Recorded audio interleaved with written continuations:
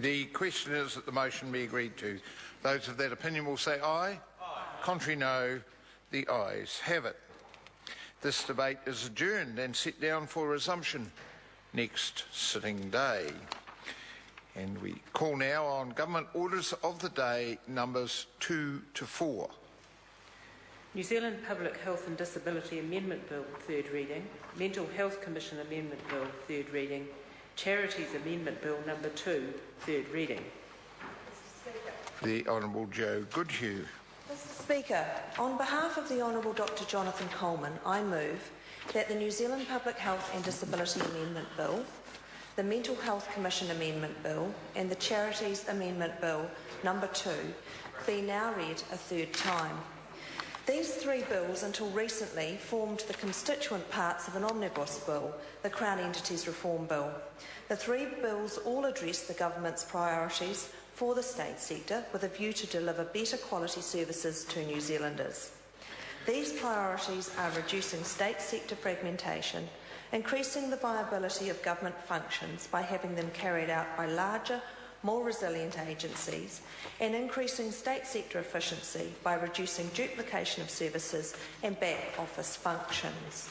The content of these bills has already been comprehensively addressed in previous speeches. However, I will now briefly recap what each bill will accomplish.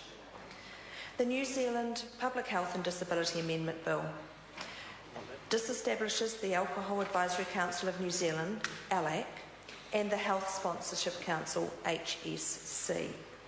In their place, the bill establishes a new Crown entity, the Health Promotion Agency, which will take on the health promotion functions of ALAC and HSC, and will have a wide mandate to carry out other health promotion programs as well. The bill also disestablishes the Crown Health Financing Agency because it is intended that its functions will now be carried out by the Treasury and by the Ministry of Health. These proposals have received widespread support from both the health sector and from the House. It is encouraging that many recognise the benefits that the new Health Promotion Agency will provide with its strong focus on integrated health promotion. The Government believes that the integration of ALAC, HSC and other health promotion functions will lead to real administrative efficiencies and better health and wellbeing outcomes for New Zealanders. It's pleasing to see a wide level of support for these goals. The Mental Health Commission Amendment Bill brings forward the disestablishment date for the Mental Health Commission, which was the 31st of August 2015, to the 1st of July 2012. It also establishes a Mental Health Commissioner within the Office of the Health and Disability Commissioner, whose functions will be to monitor and advocate for improvements to mental health and addiction services in New Zealand. This change will put an end to the uncertainty created by repeated extensions of the Mental Health Commission's disestablishment date. It will secure a home for mental health advocacy and monitoring in an independent, well-established Crown entity. The bill gives strength and robustness to the new Mental Health Commissioner role by establishing it in statute, making the Mental Health Commissioner the only Deputy Commissioner so established. The new mental health functions will achieve efficiencies by reducing the duplication of back office services and will align and integrate well with the Health and Disability Commissioner's current service improvement functions, in line with the Government's priorities for the state sector. The Charities Amendment Bill number 2 disestablishes the Charities Commission and transfers its functions to the Department of Internal Affairs, except for the registration and deregistration of charities, which will be performed by an independent statutory board of 3 persons.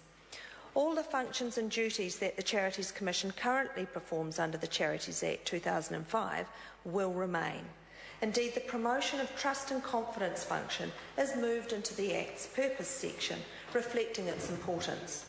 The bill's changes are structural only and reflect government priorities of reducing state sector fragmentation, improving the resilience of functions by having them carried out by larger agencies, and promoting efficiency by integrating similar functions and back office services.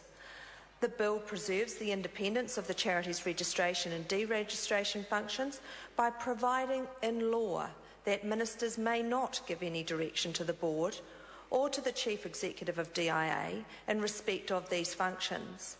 DIA has extensive experience supporting independent boards and officers of this kind. In all other respects, the Chief Executive of the Department of Internal Affairs will be responsible for carrying out the functions set out in the Charities Act and will be responsible to Parliament for its performance in this regard.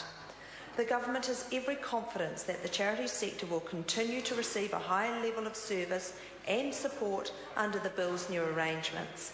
Overall, these bills will lead to greater efficiencies in the state sector and ultimately better services for New Zealanders. It's with these goals in mind that I commend the bills to the House. The question is that the motion be agreed to. Ian Lees-Galloway. Thank you very much, Mr. Speaker.